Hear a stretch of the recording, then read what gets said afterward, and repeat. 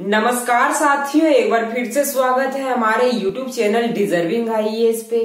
मैं अमित कुमार हाजिर हूँ आपके सामने आज की महत्वपूर्ण खबर पर चर्चा करने के लिए। साथियों, खबर है कि रूस को लड़ने की ट्रेनिंग दे रहा है ईरान। यानी कि ईरान जो है वो रूस को लड़ने की ट्रेनिंग दे रहा है। किसके विरुद्ध? यूक्रेन के विरुद्ध। अब आपके मन में एक सवाल खटक रही होगी कि आखिर ऐसा कोई हो सकता है जो शिकारी को शिकार करना सिखा सकता है? बिल्कुल नहीं। अर्जुन को गांडीव चलाना सिखा सकता है? बिल्कुल नहीं। लेकिन आप थोड़ा ऊंचा सोचोगे तो आपको ये बात पता चलेगी कि क्या कोई किसान शिकारी को खेती करना नहीं सिखा सकता? बिल्कुल सिखा सकता है। अर्जुन को कोई व्यक्ति जो गधाधारी हो वो गधा चलाना नहीं सिखा सकता? बिल्कुल सिखा सकता है। तो मेरे कहने का तात्पर्य क्या था?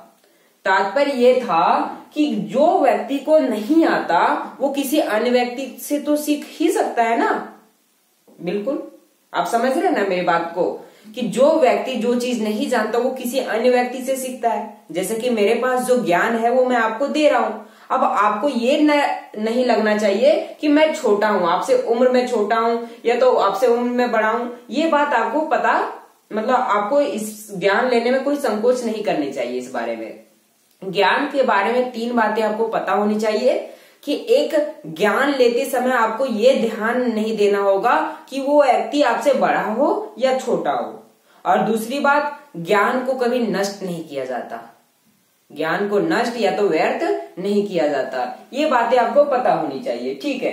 तो उसी प्रकार रूस को लड़ने की ट्रेनिंग दे रहा है ईरान। अब रूस तो लड़ना जानता है, फिर ईरान किस बात की ट्रेनिंग दे रहा है? तो रूस सारी चीजें तो नहीं जानता ना। तो अब रूस क्या नहीं जानता? रूस कामिकाजे ड्रोन को चलाना नहीं जानता। ये कामिकाजे ड्रोन क्या है?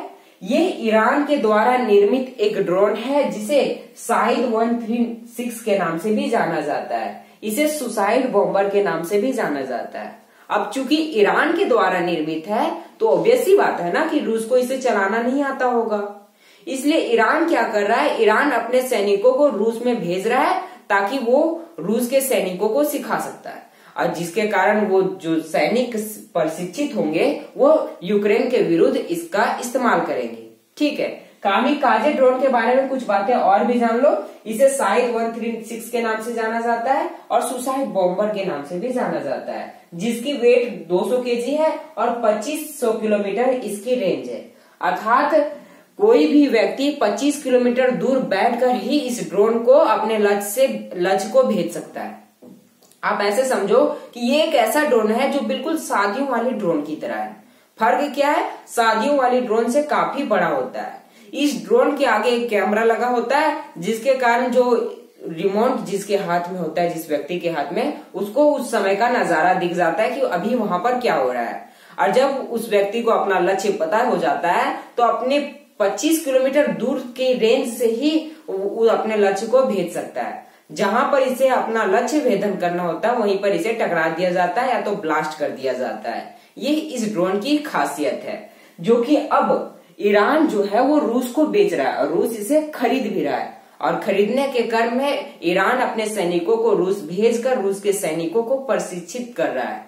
अब चूंकि प्रशिक्षित कर रहा है, रूस इस ड्रोन को यूक्रेन के विरुद्ध इस्तेमाल करेगा, अर्थात ईरान भी अप्रत्यक्ष तौर पर इस युद्ध में कूद पड़ा है।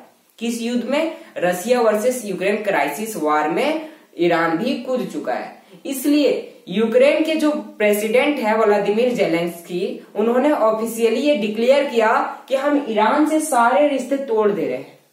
अब बात ऐसी हुई कि जैसे कि यूक्रेन की मदद तो दुनिया के लगभग देशों ने की, पश्चिमी देशों ने पूरा कर दिया, लेकिन अगर रूस चाहता तो पश्चिमी देशों से अपना संबंध तोड़ देता ना।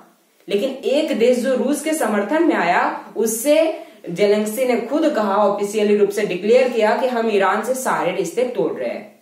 ये आपकी नेक्स्ट लेवल की अपडेट थी जो कि मैंने आपको दे दी। तो कामिकाजे ड्रोन के बारे में मैंने बता दिया और न्यूज क्या थी वो मैंने आपको बता दिया। तो फिलहाल के लिए इतना ही, मिलते हैं नेक्स्ट वीडियो में। Thank you.